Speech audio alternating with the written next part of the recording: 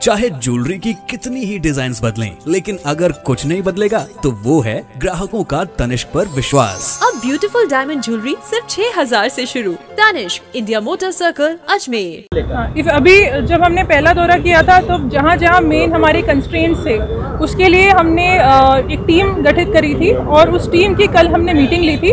उसमें कई सारे सजेशंस आए थे ट्रैफिक से रिलेटेड। उन सजेशंस को आप आज ऑन ग्राउंड देखने के लिए हमने आज सभी अधिकारियों को फील्ड में बुलाया और अधिकांश सजेशन जो हमारी कमेटी में आए थे वो अप्रोप्रिएट लगे, बहुत रीजनेबल थे। कई जगह फ्री फ्लो हो जाएगा और जो भी कंस्ट्रेंट पॉइंट्स से हमारे वो खुल जाएंगे। मैम, माल्टिनन ब्रिज से जो रास्ता आ रहा है जो कि आगे थाईलैंड की ओर जाता है, वहाँ से अभी आपने बोला बस स्टैंड की ओर दोबारा करने का, तो ये प्रोसेस पूरा रहेगा या नहीं? नहीं, हम प्रयास कर रहे हैं कि इसको हम करें।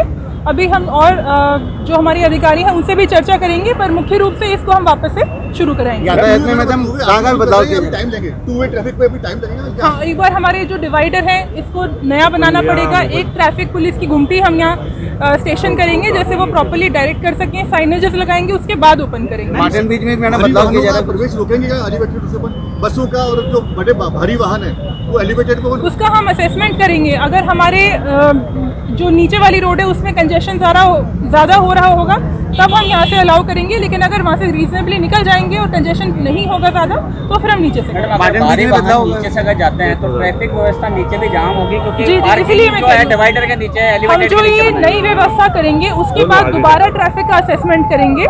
अगर वहाँ से असुविधा होगी तो हम अलाउ करेंगे, नहीं तो नीचे से ही करेंगे। मैम, सड़कें जहाँ से अभी आप आए बड़े बड़े खड्डे सड़कों पर हो रहे हैं, एलिवेटेड रोड का जो नीचे का हिस्सा है उसका भी टुकड़ा कई लोगों के वाहनों पर टूटकर गिर चुका है। उसके लिए क्या सुविधा है? उसको भी रिपेयर कराएंगे, उसके लिए भी हमने टीम बुलाई है, उसको भी जल्दी रिपेयर कराएंगे। मैं सर्वप्रथम तो अजमेर के कलेक्टर साहब का बहुत तहे दिल से धन्यवाद देता हूं कि उन्होंने इस प्रकार की जो अजमेर की जनता की मांग थी कि इसको टू वे किया जाए, और हम मतलब जिस दिन से ये डिवाइडर बंद हुआ था उस दिन हमने ये मांग उठाई थी कि इसको टू वे किया जाए, और आज कलेक्टर साहब ने इसका निरीक्षण किया और इस निरीक्षण के बाद इन्होंने निर्णय लिया कि इसको वापस से टू वे करा जाएगा। इसके लिए मैं सर्वप्रथम कलेक्टर साहब को धन्यवाद देता हूं, और एलिवेटेड रोड को जो अभिशाप बन चुका है अजमेर शहर के लिए, उसको वापस से इसकी जो मूल औचित्य और जो इसके कारण थे जिसकी वजह से बना था उसको सार्थकता देने के लिए कलेक्टर साहब ने पहल करी है। इसलिए मैं अजमेर की जनता की तरफ से कलेक्टर साहब का धन्यवाद देता हूँ। इधर जाने वाले कितने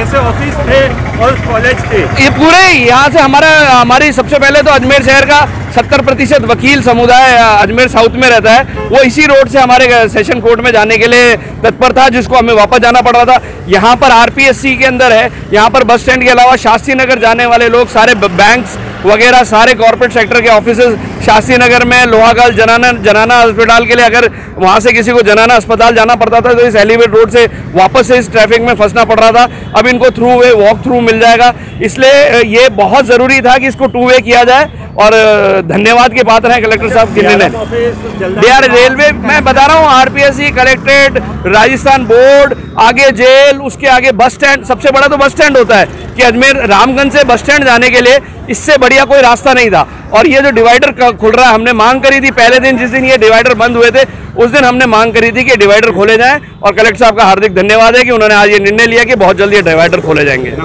देवेंद्र सिंह शेखावत, नगर सेवक, वार्ड नंबर 38, अजमेर दक्षिण विधान।